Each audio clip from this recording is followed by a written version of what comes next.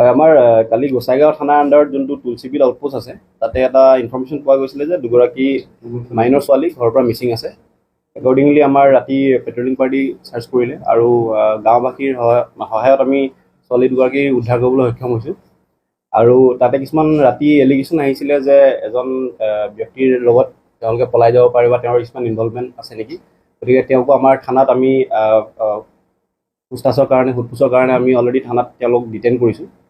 আৰু এতিয়ালৈকে আমি ছোৱালীকেইজনীক যিকেইজনী মাইনৰ ছোৱালী আছিলে তেওঁলোকক আমি মেডিকেলি টেষ্ট কৰালোঁ আৰু বৰ্তমান আমি চাইল্ড ৱেলফেয়াৰ কমিটিৰ আগত প্ৰডিউচ কৰিছোঁ।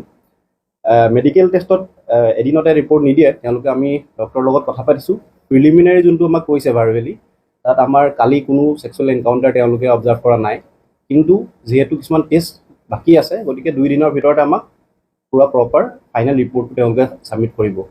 আমাৰ আগত যিটো ষ্টেটমেণ্ট দিছে আমাৰ ওমেন অফিচাৰৰ আগত লগতে ডক্টৰৰ আগত, তাত তেওঁলোকে এইটো ষ্টেটমেণ্ট দিছে যে কালি তেওঁলোকে যোনজনৰ এগেইনষ্টে কেছ বা এটা এলিগেশ্যন আহিছে তেওঁৰ লগত কালি কোনো সংস্পৰ্শত অহাই নাই। তেওঁলোক দুগৰাকী তেওঁৰ লগত কেতিয়াও লগ পোৱা নাই কালি। গতিকে যোনটো আমাৰ এটা সংবাদ আহি আছে যে কিছুমান গেং ৰেপ হৈছে বা এনেকুৱা, কমপ্লিটলি কালিৰ ঘটনাটো কমপ্লিটলি মিছা। বা আমি এতিয়ালৈকে আমি যিখিনি প্ৰিলিমিনাৰী গম পাইছোঁ, এতিয়ালৈকে কোনো তাৰ আমি বেছ পোৱা নাই।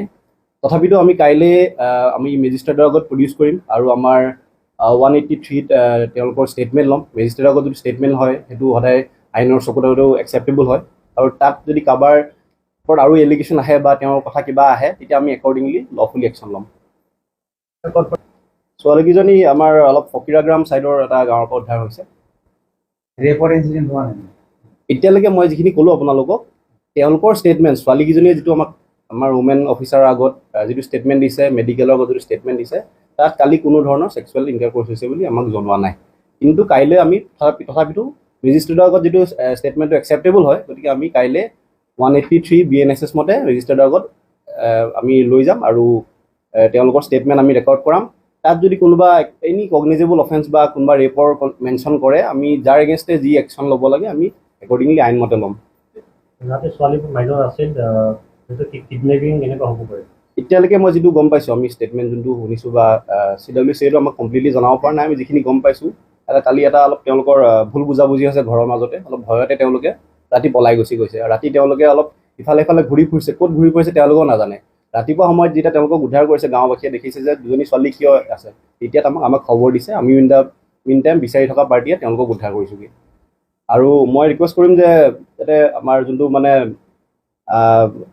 এই ইটো সিটোৰ কাণে কাণে কোৱা কথাত বিশ্বাস নকৰি যাতে আমাৰ সকলোৱে আইন শৃংখলা বজাই ৰাখে, আমাৰ আইনৰ ওপৰত ভৰসা ৰাখে। আমি গোটেইখিনি যিটো লিগেল একশ্যন ল'ব লাগে, যদি কাৰোবাৰ কিবা অফেন্স ওলাইছে, কাৰোবাৰ ইনভলভমেণ্ট ওলাইছে, আমি পূৰা প্ৰপাৰলি একশ্যন ল'ম।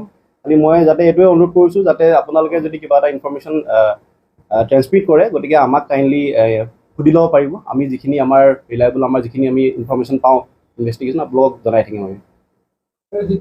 হয়, ডিটেইন কৰা হৈছে না তেওঁলোকক সোধ-পোছ কৰা আছে। যিহেতু এটা এলিগেশ্যন আহিছে, ছোৱালীকেইজনীৰ ফালৰ পৰা অহা নাই, কিন্তু যিহেতু ঘৰৰ মানুহে কিছুমান কথা কৈছিলে, গতিকে আমি সোধ-পোছ কৰাৰ কাৰণে বাঞ্ছনীয় তেওঁলোকক আমি এতিয়া সোধ-পোছ কৰি আছোঁ। কিন্তু তেওঁলোকক কোনো ডিটেনশ্যন বা এৰেষ্ট কৰা নাই আমি এতিয়ালৈকে, কিন্তু আমাৰ হাততে আছে তেওঁলোক।